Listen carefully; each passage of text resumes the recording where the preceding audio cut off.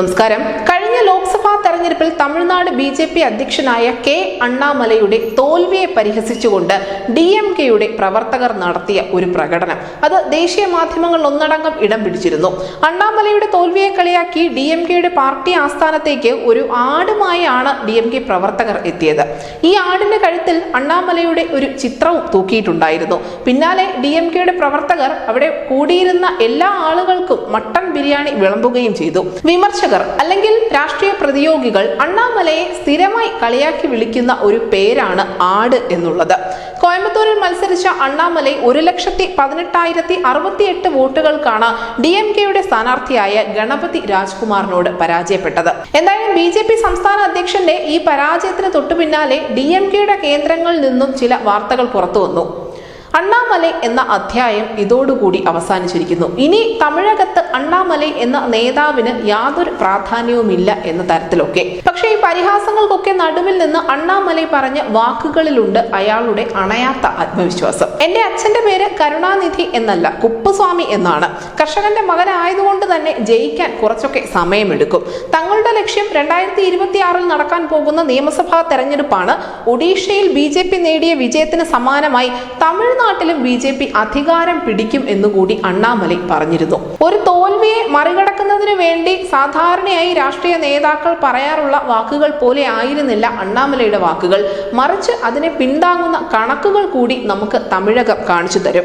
തമിഴ്നാട്ടിലെ കരുത്തുറ്റ ദ്രാവിഡ മണ്ണിൽ മറ്റ് പാർട്ടികൾ ക്ലച്ച് പിടിക്കാറേയില്ല എന്നുള്ളത് യാഥാർത്ഥ്യമാണ്. അതിന്റെ പ്രത്യക്ഷമായ ഉദാഹരണങ്ങളാണ് ദേശീയ പാർട്ടിയായ കോൺഗ്രസും CPM-ഉം ഒക്കെ ഇപ്പോഴും അവിടെ ദ്രാവിഡ പാർട്ടിയുടെ നിഴലായി നിൽക്കുന്നത്.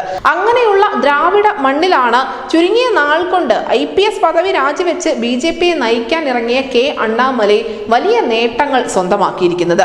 BJPക്ക് ആകെയുള്ള 39 ലോക്സഭാ സീറ്റുകളിൽ ഒന്നിൽ പോലും വിജയിക്കാൻ സാധിച്ചില്ല എങ്കിൽ പോലും 9 ലോക്സഭാ മണ്ഡലങ്ങളിൽ BJP 2ാം സ്ഥാനത്തെത്തി എന്ന കാര്യം വിസ്മരിക്കാൻ സാധിക്കില്ല. മറ്റ് 3ഇടങ്ങളിലാവട്ടെ NDAയുടെ സഖ്യകക്ഷികൾ മിന്നുന്ന നേട്ടം തന്നെ സ്വന്തമാക്കുകയും ചെയ്തിരുന്നു. DMKയുടെ തുല്യ ശക്തിയായി തമിഴകം കരുതിപ്പോരുന്ന AIADMK 12 ലോക്സഭാ മണ്ഡലങ്ങളിൽ 3ാം സ്ഥാനത്തേക്ക് പിന്തള്ളിയത് BJPയെ സംബന്ധിച്ച് ചരിത്ര നേട്ടം തന്നെയാണ്. അതിനു പിന്നിൽ അണ്ണാമലൈ എന്ന നേതാവാണ്. അദ്ദേഹം ഇത്രയും നാൾ DMK മന്ത്രിമാരുടെയും സർക്കാരിന്റെയും അഴിമതികൾക്കെതിരെ നടത്തിയ പോരാട്ടമാണ്.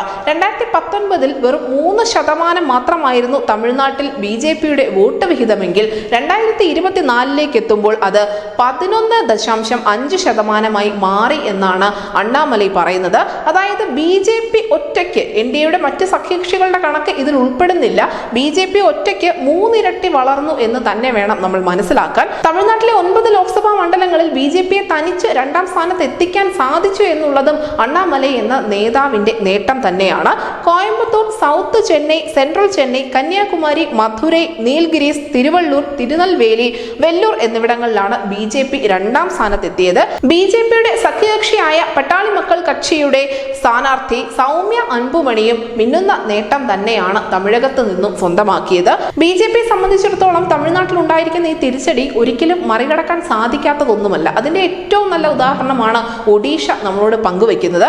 ഒഡീഷയിൽ BJD അല്ലാതെ മറ്റൊരു പാർട്ടി ഭരിക്കാൻ പോകുന്നില്ല എന്നാണ് 24 വർഷമായി നമ്മുടെ രാജ്യം വിശ്വസിച്ചിരുന്നത്.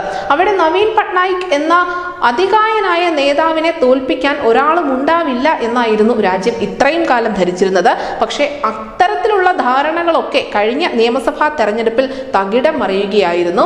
എന്തായാലും തമിഴ്നാട്ടിൽ BJP ലക്ഷ്യം വെക്കുന്നത് ഒരു ഒഡീഷ മോഡൽ നീക്കം തന്നെയാണ്. അങ്ങനെ നോക്കുമ്പോൾ അണ്ണാമലൈ പറഞ്ഞ വാക്കുകൾ ഒരുപക്ഷെ യാഥാർത്ഥ്യമാകാനുള്ള സാധ്യതകളും ഏറെയാണ്.